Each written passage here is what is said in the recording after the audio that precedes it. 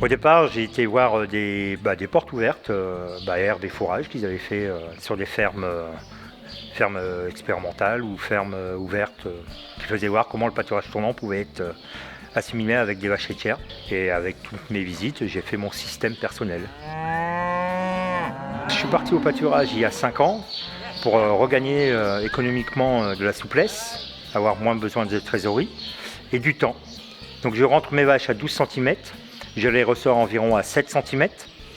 Aussi vite, le lot de genisses et de bœufs qui suivent les vaches rentrent dedans et me permettent de baisser de 2 cm pour arriver à 5 cm et baisser les surfaces de refus, ce qui me permet d'économiser la fauche des refus au mois de juin. Donc le passage des genisses me permet de maîtriser la pousse de l'herbe et ainsi de donner aux vaches laitières que le meilleur, que les premiers centimètres qui sont le plus riches et de façon stable, que les genisses mangent ce qui est un peu moins bon, vont aller fignoler le pâturage et donc un peu moins bon, mais comme ils ont des besoins beaucoup plus faibles, il y a quand même une croissance qui est correcte de mon lot de genisses. Donc lors du pâturage tournant dynamique, c'est de respecter une rotation de 1 à 2 journées des parcelles, parce qu'il faut savoir qu'au bout de 3 jours, l'herbe commence à repousser. Donc comme j'ai mis de l'eau, il faut qu'en 3 jours, toute la parcelle soit pâturée. Et en donnant une herbe jeune et changeant régulièrement de parcelle, on augmente l'ingestion des vaches. Les vaches, à chaque changement de parcelle, la première journée, vont manger 110% de sa capacité d'ingestion.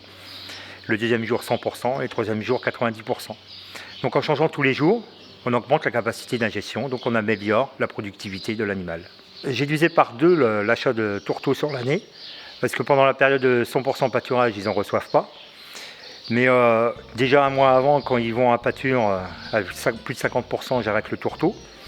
Et ainsi qu'à l'automne, quand il y a de nouveau de l'herbe après les orages d'été, souvent il y a une bonne pousse et du coup on arrête de nouveau le tourteau. Le pâturage m'a amené beaucoup moins de charges. Donc comme on ne maîtrise pas notre prix de vente de lait, on ne maîtrise pas notre prix d'achat de tourteau, on maîtrise que ce qui pousse dans nos champs. Et en faisant pâturer, c'est ce qui coûte le moins cher. Donc même si je produis moins par vache, je gagne plus par vache. C'est tout. C'est simple le pâturage.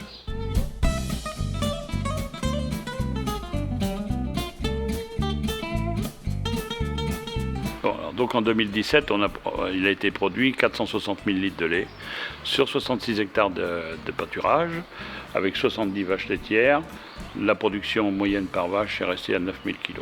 460 000 litres de lait, c'est 2/3 de la référence annuelle produite par l'exploitation et qui est produite par l'herbe, pâturée.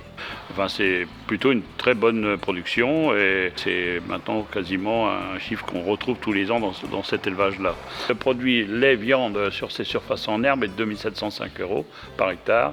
Donc ça pose la question aujourd'hui de revaloriser ces terres par l'élevage.